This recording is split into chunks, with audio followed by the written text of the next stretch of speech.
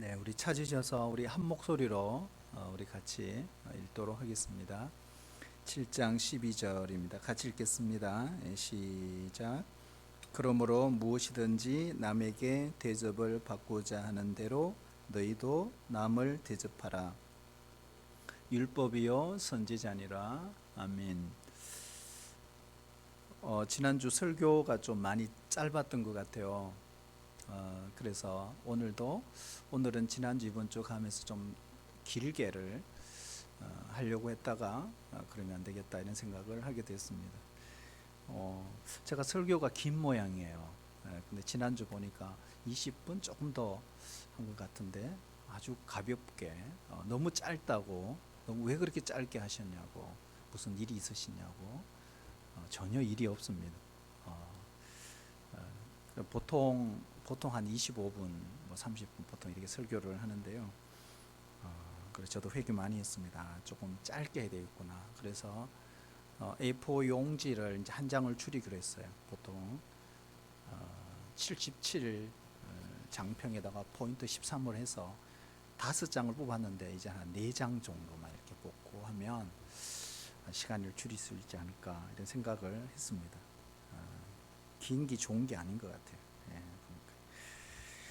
오늘 이 말씀은요, 저도 이 말씀에 대한 오해를 되게 많이 했고, 읽을 때마다 항상 이렇게 하라는 거구나 이렇게 읽었던 적이 너무 많습니다. 근데 실제로 이 말씀을 우리가 좀 공부하고 조금만 또 자료를 찾고 해보면 우리가 생각하는 그런 말씀이 아니구나 하는 걸 알 수 있습니다. 우리가 성경을 읽다 보면 잘못 이해해서 잘못 해석되는 그런 성경 구절들이 종종 있습니다. 그 중에 하나가 오늘 이 말씀입니다. 오늘 이 말씀은요, 일명 황금률이라 그러죠. 황금률, 골덴 룰 이렇게 또 영어 쓰지 말라고 그랬는데요. 하여튼 황금, 금이라는 거예요. 금. 그러니까 황금 같이 정말 귀한 말씀이다 이런 뜻입니다. 그래서 황금률. 그러니까 이 이름을 누가 최초로 붙였는가? 요한 웨슬리, 감리교 창시자인 요한 웨슬리가 마태복음 7장 12절 말씀은 황금률이다 이렇게 처음으로 붙여서 우리도 그렇게 쓰고 있습니다. 사실 요즘은 우리가 황금 이래도 별로 감동이 없고 감격이 없지만 여러분 옛날에는요 황금 하면은 사람이 눈이 번쩍 뜨일 정도로 이렇게 사람들에게 감동과 감격을 주었던 것입니다. 그만큼 마태복음 7장 12절 이 말씀은 황금처럼 귀하다라는 뜻으로 이렇게 전해 내려오고 있는 것인데요. 그러므로 무엇이든지 남에게 대접을 받고자 하는 대로, 그렇죠? 너희도 남을 대접하라. 이것이 율법이요 선지자니라. 근데 이 성경을 읽을 때 여러분 어디에 포인트가 있던가요? 우리가 딱 읽으면 어디에 눈이 딱 들어옵니까? 너희도 남을 대접하라. 이게 나오죠. 그렇잖아요. 항상 이 구절은 대체로 그러니까 다른 사람을 대접해야 되구나. 그래야 나에게도 그런 대접을 받구나. 이런 생각을 한다는 거예요. 근데 그 말씀이 아니라는 거예요. 여기에 보면 율법이라는 단어가 나오고 선지자라는 단어가 나옵니다. 여기 보면 율법은 뭐죠? 율법은 모세오경. 그래서 모세오경의 말씀을 요약한다 이런 뜻입니다. 요약하면 이런 뜻이다 이런 내용이고요. 여기 보면 선지자니라 선지자 결국 12선지서 12선지서가 12권이지 않습니까? 그래서 12선지서인 이 하나님의 말씀을 요약하면 이렇다 이런 뜻입니다. 결국 율법과 선지자니라 이걸 한마디로 말하면 뭘까요? 구약성경 이런 말입니다. 구약성경. 우리가 새벽 기도회 때도 잠깐 이야기했지만 예수님 당시에는 이미 구약성경이 있었다 없었다? 있었다 그랬죠. 그렇죠? 예수님 당시에 이미 구약성경이 있었어요. 셉투아긴트라고 해가지고 70인역이 있었단 말이에요.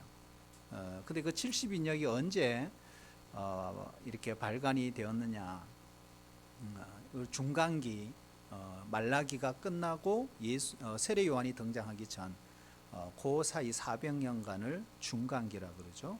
하나님의 음성이 없고 선지자들도 없고 말씀이 전혀 임하지 않았던 그 400년 기간 가운데 프톨레미라고 하는 사람이 왕권을 잡은 적이 있습니다.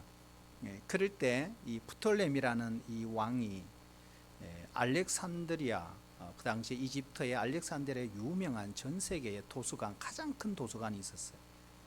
근데 그 도서관에다가 전 세계에 있는 모든 책들을 거기다가 도서관에 다 비치를 하고, 또 우리가 잘 아는 클레오파트라라는 여인도 거기서 책을 읽었다, 유명한 이름입니다. 그런데 딱 하나가 빠져 있는 거예요. 그게 바로 유대인들이 믿고 있는 유대교 경전인 이 구약 성경이 없는 거예요. 그래서 이 프톨레미가 이렇게 유대인 랍비들 72명을 각자 동굴 속에 집어넣고 이제 히브리 성경을 주고 이것을 헬라어로 번역을 해라. 그러니까 자료가 엄청 많았겠죠. 그렇죠? 근데 거기서 출생한 것이 바로 70인역. 그러니까 70명의, 원래는 정확하게 72명인데 70명에 의해서 히브리어가 헬라어로 이 구약 성경이 번역이 되는 이런 일이 일어나요. 그게 바로 70인역입니다. 그러니까 예수님 당시에는 이미 70인역이 있었던 거예요, 이 성경. 그런데 이 구약 성경이 언제 정경화되었느냐? 그러니까 그것은 바로 AD 90년 얌니아 회의에서 구약 성경이 정경화되었죠. 그러니까 오늘 이 율법과 선지자니라 했을 때는 이거죠. 예수님이 이렇게 말씀하시는, 그러므로 무엇인지 남에게 대접을 받고자 하는 대로 너희도 남을 대접하라. 이것이 뭐라고요? 구약이니라, 이런 뜻이라는 거예요. 이것이 바로 구약 선지자의 전체 요약이니라, 뭐 이런 말이에요. 우리가 신약 성경을 읽다 보면은 이 구절이 나오죠. 율법과 선지자라는 말이 종종 나옵니다. 이미 우리 산상설교할 때 마태복음 5장 17절에도 보면 율법과 선지자니 이런 말씀이 나옵니다. 자, 이런 말씀이 나올 때 이건 뭘로 해석해야 된다? 뭘로 집어넣으면 돼요? 구약을 가르치구나, 이렇게 생각하시면 되죠. 자, 그러면 마태복음 5장 17절 보면 내가 율법이나 선지자를 폐하러 온 줄로 생각하지 말라. 폐하러 온 것이 아니요 완전하게 하려 함이라, 이렇게 되어 있잖아요. 자, 그러면 여기다가 구약을 넣어보는 거죠. 내가 구약을 폐하러 온 것이 아니요, 이 말이잖아요. 구약을 폐하러 온 것이 아니요 완전하게 하기 위하여 왔다, 이렇게 된다는 얘기. 그렇죠? 여기까지는 이해가 됩니다. 자, 그런데 이 말씀의 의미에 대해서 우리가 오해를 하는 경우가 있습니다. 앞에 서두에서 이야기했지만 이런 거죠. 내가 남을 대접하면 나도 그런 대접을 받겠구나. 그래서 어떻게 해요? 남에게 잘 대접해야지. 원망 없이 서로 대접해야 되겠구나. 그러니까 이게 먼저구나, 이렇게 우리가 많이 받아들입니다. 자, 그럼 여러분 생각해 봐요. 내가 그런 대접을 받기 위해서 내가 먼저 남을 대접하는 것, 이걸 보면 결국에는 누구에게 초점이 있는 거예요? 나에게 있잖아요. 그래, 이렇게 만약에 성경을 읽어내면 대단히 이기적이지 않습니까? 그렇잖아요. 대단히 이기적이고, 그리고 자기 중심적으로 받아들일 수 있는, 요즘 말하면 이게 기브 앤 테이크, 주고받는. 그리고 요즘 뭐 속담처럼 가는 말이 고와야 오는 말이 곱다, 이런 식으로 되어버린다. 자, 그렇다면 어떻게 예수님이 과연 이런 의도로 말씀하셨을까? 율법과 선지자의 정신일까 이게? 이건 세상 사람들도 하는 것이 아닐까? 이것이 어떻게 구약 전체의 구약 성도들의 삶의 원리라고 말할 수 있을까? 좀 이상하지 않습니까? 그렇게 보니까. 그런데 이걸 무슨 황금줄이라고 하기까지 좀 쑥스럽기도 하고, 그렇지 않아요?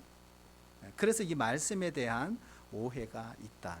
그래서 이 말씀을 어디서 끊어 읽어야 되느냐가 중요합니다. 이게 보면 그러므로 무엇이든지 남에게 대접을 받고자 하는 대로, 여기 끊어야 되는 거예요. 이게 끊어서 그 다음 읽어가야 됩니다. 자, 보세요. 남에게 대접을 받고자 하는 대로 누가요? 내가. 그렇죠. 자, 내가 다른 사람에게 이렇게 대접받았으면 좋겠다, 이런 뜻이라는 거예요. 이해되십니까? 내가 다른 사람들에게, 내가 B라는 사람을 만났을 때 그 B라는 사람이 나를 이렇게 대해 줬으면 좋겠다, 이게 우선이라는 거예요. 네. 예를 한번 들어볼게요. 여러분, 우리 사람들의 마음에는요, 다른 사람들이 나를 이해해 줬으면 좋겠어, 나를 좀 도와줬으면 좋겠어 하는 이런 마음들이 있습니다. 우리가 살다 보면 누군가가 나를 완전히 이해해 주고 알아주기를 원합니다. 사람은 누구나 바로 나를 이해해 주는 그런 사람을 만나고 싶어 합니다. 나를 이해해 주는 사람에게 나의 모든 이야기를, 속 이야기를 털어놓고 싶어 합니다. 진짜 나를 이해해 줄 사람을 찾습니다. 그런데 흔하지 않습니다. 쉽지 않습니다. 왜 그럴까? 사람은 이런 게 있어요. 내 모든 속마음을 다 털어놓으면 시원할 것 같지만 아니에요. 그것보다는 나를 이해해 주기보다 그때부터 혹시 저 사람이 나를 비웃지는 않을까, 나를 조롱하지 않을까, 나를 더 낮추어 보지는 않을까에 대한 두려움이 먼저 앞섭니다. 그러니까 내 속 이야기를 털어놓기가 쉽지가 않는 거죠. 이야기를 다 듣고 난 뒤에 혹시 내 이야기를 듣고 저 사람 정말 형편없는 사람이네, 보기보다 전혀 그런 사람이 아닌데, 이렇게 할 가능성이 있다 이거예요. 이게 모든 허물을 알고 나서도 나를 비난하지 않고 나를 이해해주고 내 형편을 알아주는 그 사람, 그런 사람들을 만나고 싶은 소원이 우리에게 있다는 거예요. 나에게 있다는 거예요. 여러분, 우리 가정에 가서 그런 남편들이 되시기를 축복합니다. 그런 아내들이 되셔야 합니다. 그래서 이 세상 사람들, 우리야 잘 모르겠지만, 세상 남자들은요, 돈을 쓰면서 술집에 간다고 하잖아요. 왜 그런지 아세요? 사람 만나러 가기 그런 것도 있겠지만, 술집에 있는 그 여성들이 돈만 주면은 자신의 말을 다 들어준다는 거예요. 돈만 주면. 그래서 그곳의 여성들은 같이 슬퍼해주고 같이 아파해주고 같이 공감해 준다는 것입니다. 오빠 이래 하면서 왜 그러셨어? 하고 막 이래. 저도 옛날에 터미널 앞에 가면 옛날에 다방이 있었어요. 동대구 다방. 그래 겨울이 너무 추웠어요. 그러니까 그 당시에는 카페 이런 커피숍이 없어요. 다 다방에. 그래 추우니까 들어갔어요. 대학생이 들어가서 따뜻한 거 한 잔 주세요. 그러니까 오빠 쌍화차 드릴까요? 막 이러더라고요. 나 놀래가 예 쌍화차 한 잔만 주세요 하니까 옆에 딱 붙는 거예요. 그럼 옆에 딱 앉으면서 나도 하나 먹으면 안 돼요? 막 이러더라고요. 그래가지고 괜찮아. 뭘 드시겠어요? 저는요 커피 한 잔 먹을게 말이더라고요. 그러면서 옆에 한 사람 붙고 건너편에도 아가씨 하면 딱 앉더라고요. 오빠 나도 한 잔 먹으면 안 돼? 먹어요. 그러니까 하는 말이 오빠 날 춥지 오늘 서비스로 계란 하나 생계란 틀어줄게 하면서 쌍화차 탁 깨가지고 넣어주시더라고요. 여러분 또 가고 싶지 않겠어요? 그런 거예요. 그런 거. 근데 내가 이러면 안 되지 이런 마음이 있잖아요. 그렇잖아요. 남자들은 얘네들이 장난치고 있네, 쇼하고 있네, 이걸 다 알지만 그래도 그곳에 또 간다 안 간다? 간다는 거예요. 왜 그럴까? 왜 갈까? 왜 갈까요? 여러분, 우리에게도 누군가가 내 마음을 알아주고 이해해 주기를 바라는 마음이 있기 때문에 그렇다는 거예요. 그래서 오늘 예수님이요 이렇게 말씀하시니, 그래서 이게 황금률인데요, 너희가 살면서 누구로부터 너희도 너를 완전히 이해해주고 알아주는 사람을 원하지.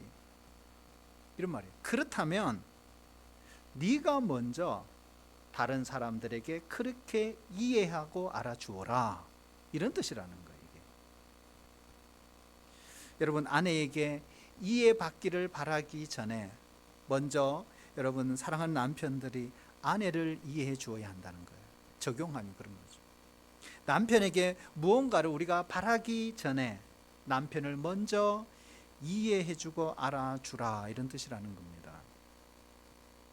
이것만 아닙니다. 우리 인간의 마음속에는 다른 사람들이 나에 대해서 내 마음 가운데 좀 참아줬으면 좋겠어 하는 이런 마음들이 있다는 거예요.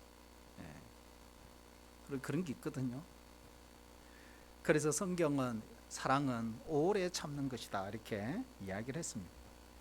지금은 조금 부족하고 미약하고 당장의 실패에서도 부모님이 나를 좀 믿어줬으면 좋겠어. 부모님이 조금 더 참아줬으면 좋겠어.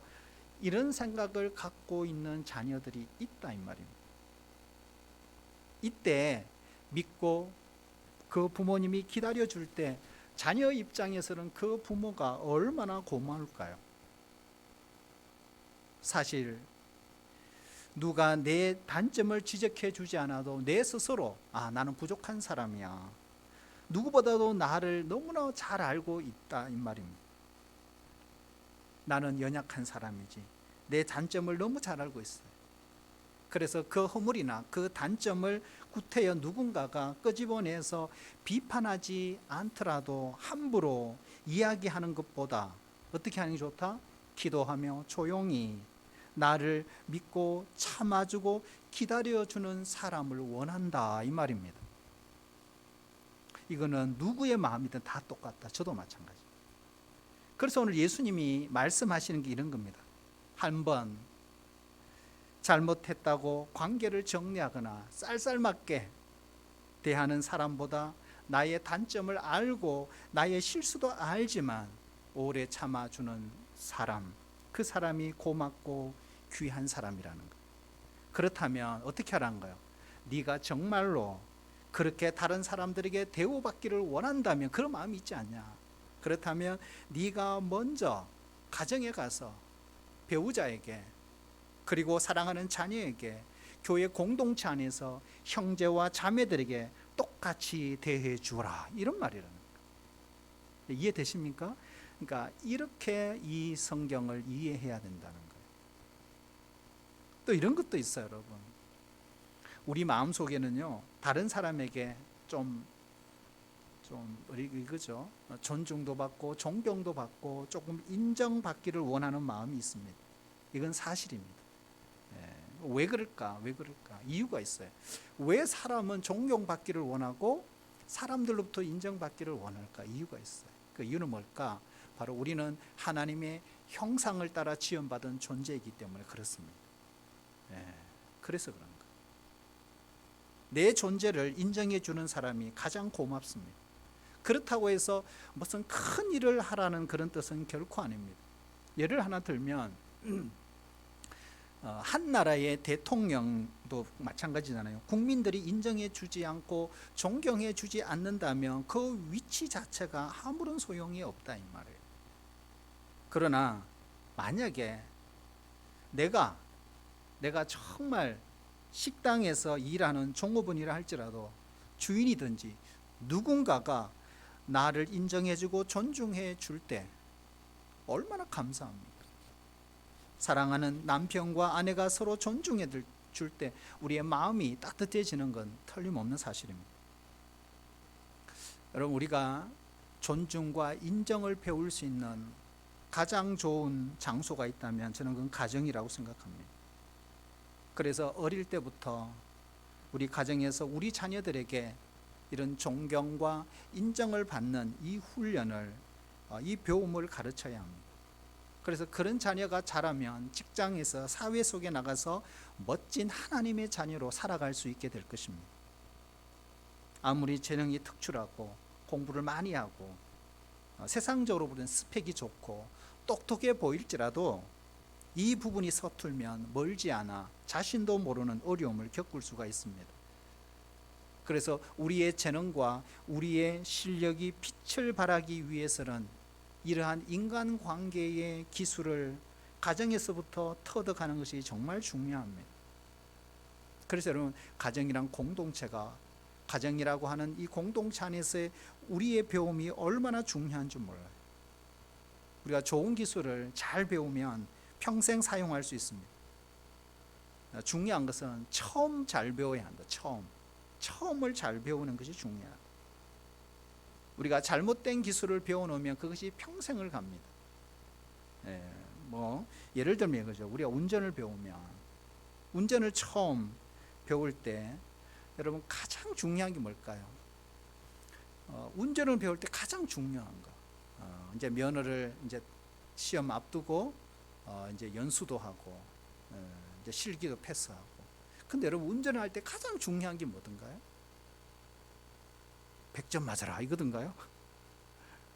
운전할 때 가장 중요한 거 따라올까요? 조심해라. 조심해라. 이거. 항상 조심하세요. 이게 가장 중요한 겁니다. 운전 배울 때. 두 번째 뭘까요? 두 번째, 운전을 해보셔야 알지. 운전을 못하면 말도 못하잖아요. 지금. 두 번째 뭘까요? 운전 연수를 안 받으셨어요? 방심하지 말라. 첫 번째는 뭐예요? 첫 번째 뭐라 그랬죠? 조심하라. 두 번째는 방심하지 말라. 이겁니다. 이게 기초거든요. 기초. 그다음 세 번째 뭘까요? 세 번째는 사고가 날 경우, 시험 다 나왔던 건데 모르시면, 사고가 날 경우는 아니죠.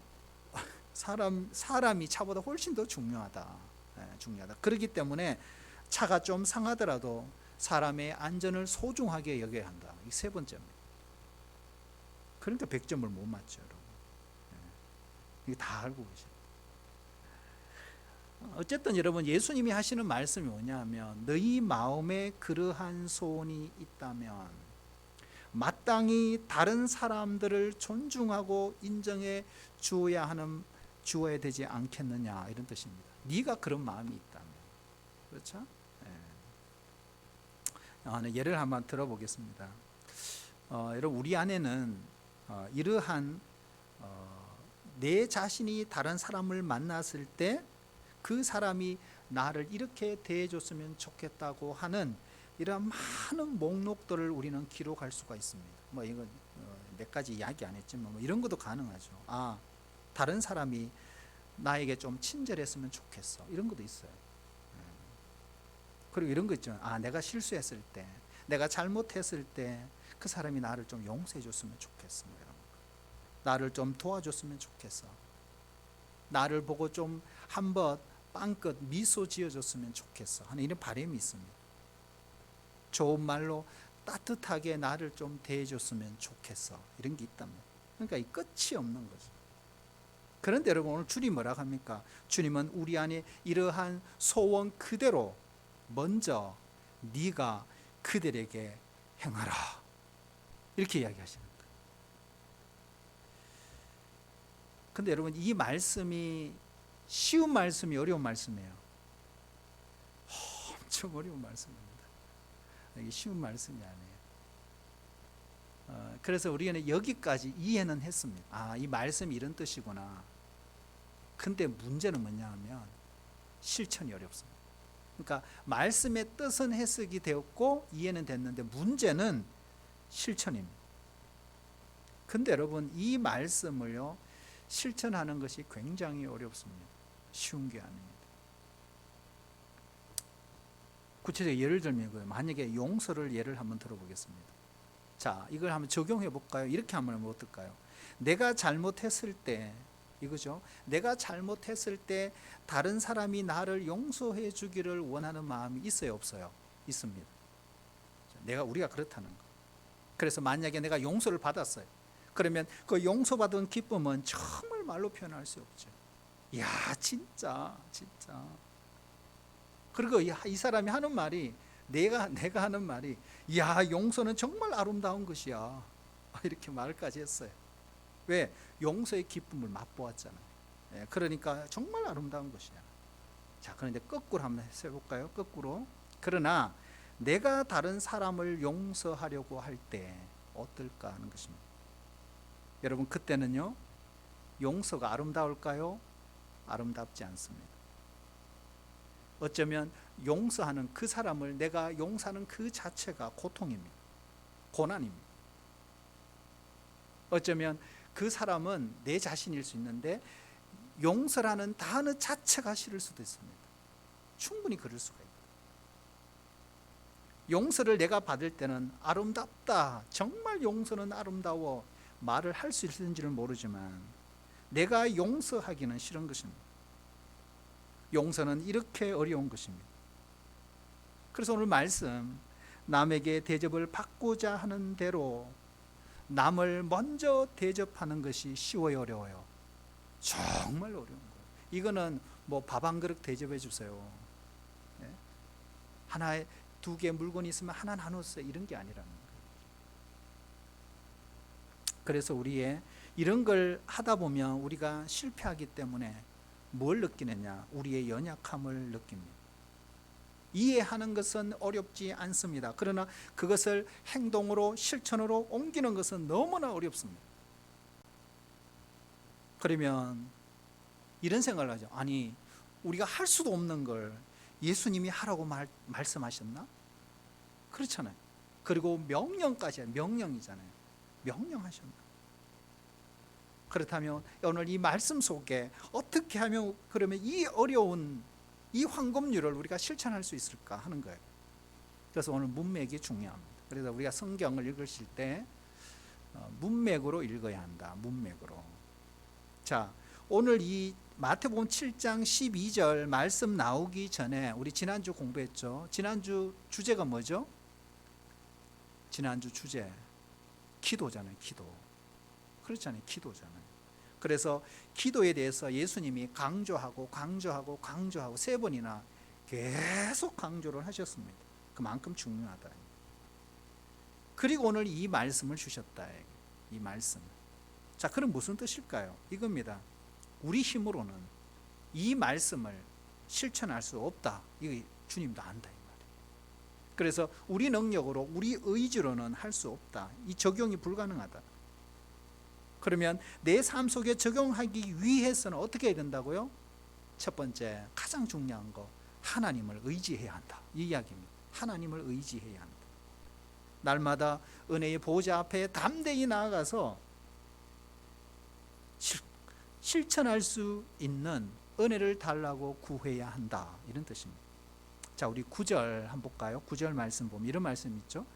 너희 중에 누가 아들이 떡을 달라 하는데 돌을 주며, 10절에도 보면 생선을 달라 하는데 뱀을 줄 사람이 있겠느냐. 자, 우리 결론 11절 우리 같이 읽어볼까요? 시작. 너희가 악한 자라도 좋은 것으로 자식에게 줄 알거든 하물며 하늘에 계신 너희 아버지께서 구하는 자에게 좋은 것으로 주시지 않겠느냐. 아멘. 자, 여기에 보면 좋은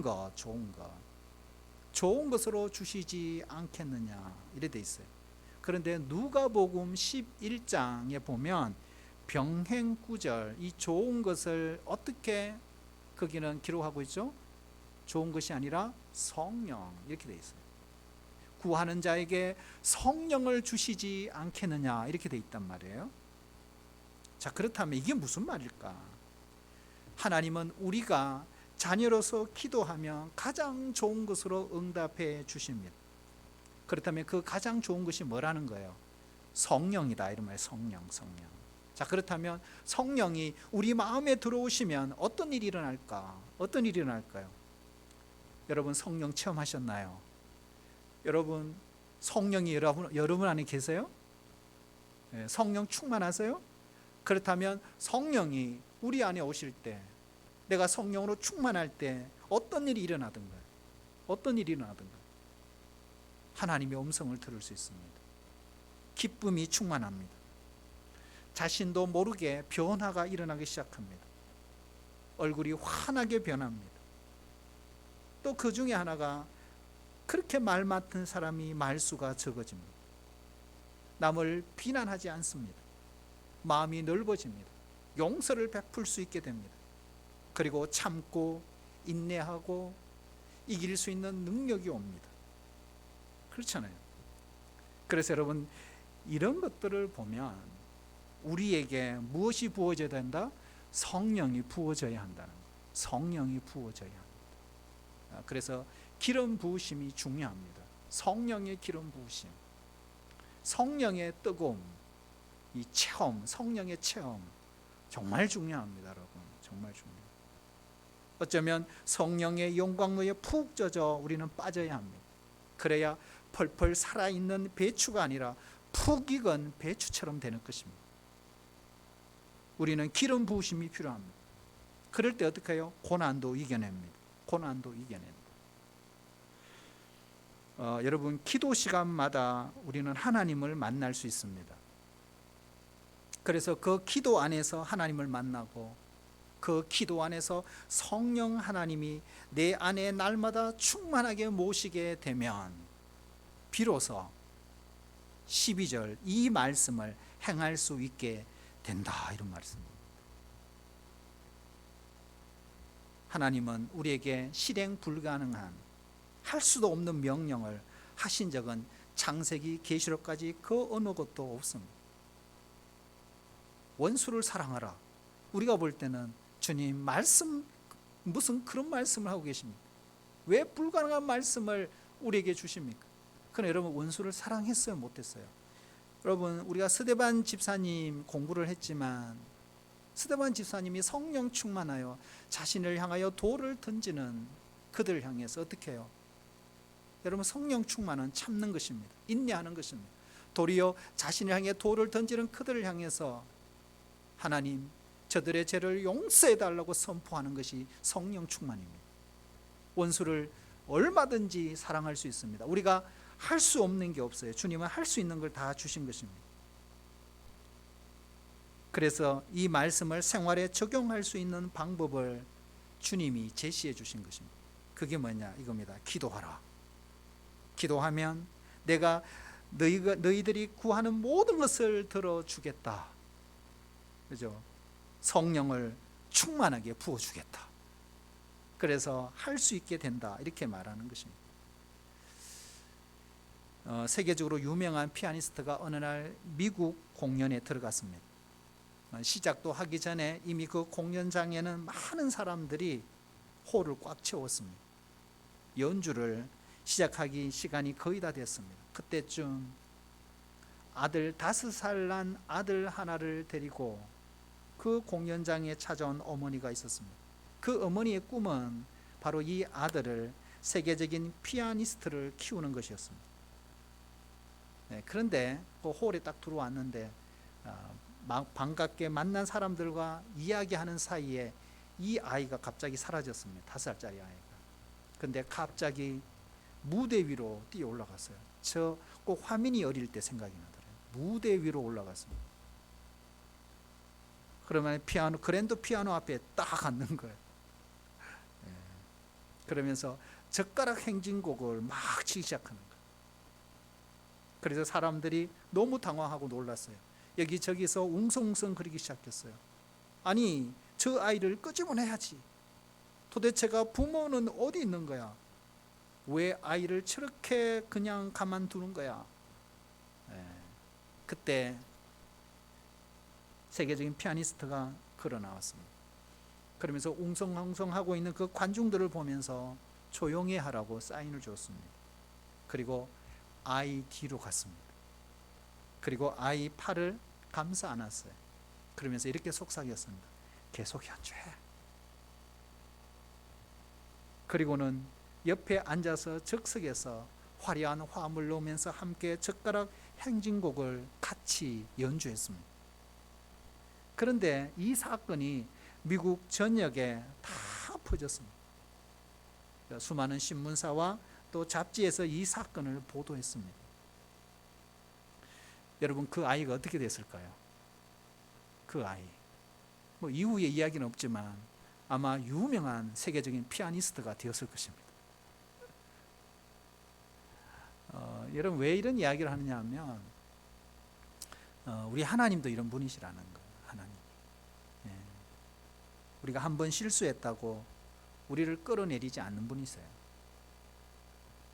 잘못했다고 우리를 정죄하시는 분이 아니라는 거예요. 우리는 적어도 온 우주 만물을 창조하신 그 하나님을 우리 아버지로 모시고 사는 사람들입니다. 그렇다면 우리는 어떻게 살아야 할까? 어떻게 살아야 할까? 그래서 여러분, 이 자녀의 자부심이 있어요. 자녀의 자부심. 우리가 믿고 있는 그 하나님 아버지는 온 우주 만물의 창조주이십니다. 전능하신 하나님이십니다. 그렇다면 여러분, 우리가 어떻게 살아야 할까? 어떻게 살아야 할까? 여러분, 오늘부터 오늘 마태복음 7장 12절을 주신 이 말씀이 우리의 말씀이 되시기를 축복합니다. 그래서 먼저 실천해야 한다. 먼저 사랑하고, 먼저 이해하고, 먼저 칭찬하고, 먼저 용서하고, 먼저 비판하지 말고, 먼저 인정해주고, 먼저 격려해주고, 먼저 존경해주라는 그런 뜻이라는 거예요. 그때 우리가 그런 일을 행하다 보면 우리의 연약함이 드러납니다. 때로는 그런 일을 행하다가 우리는 넘어질 수 있습니다. 마치 이 어린아이처럼 그저 젓가락 행진곡만 연주할 수밖에 없는 그런 수준. 그러나 우리 하나님은 우리를 결코 혼자 내버려 두시지 않습니다. 우리가 먼저 그런 일을 행하면 어떤 일이 벌어질까요? 우리 뒤에 주님이 오십니다. 그리고 팔을 뻗어서 우리의 연주를 화려한 연주곡으로 바꿔주실 것입니다. 그러면 나도 어떻게 해요? 나도 사랑받게 될 거예요. 나도 인정받게 될 것이고, 나도 용서받게 될 것이고, 나도 많은 사람들로부터 비판받지 않게 될 것이고. 이것이 바로 마태복음 7장 12절 말씀이라는 거예요. 우리 모두 하나님을 의지함으로 이 말씀이 나의 것이 되고, 여러분, 이 말씀으로 인하여 여러분의 삶이 변화되고, 정말 이 황금률 그대로, 여러분 황금을 따라가면, 그렇죠? 이게 황금이라면, 이 말씀이 황금이라면 반드시 황금을 낳습니다. 황금을 낳습니다. 좋은 결과가 올 것입니다. 오늘 이 말씀이 능력이 되어 살아가는 우리 성도들 되시기를 축복합니다. 하나님 아버지, 감사합니다. 우리의 인생이 엄청난 빚을 탕감받은 자처럼 우리는 살고 있습니다. 우리의 인생은 결코 채권자로 살면 되지 않습니다. 우리는 갚을 수 없는 빚을 탕감받은 채무자입니다. 아버지 하나님, 그래서 우리는 늘 겸손하고 늘 감사하고 늘 눈물로 은혜로 살아가야 할 존재임을 믿습니다.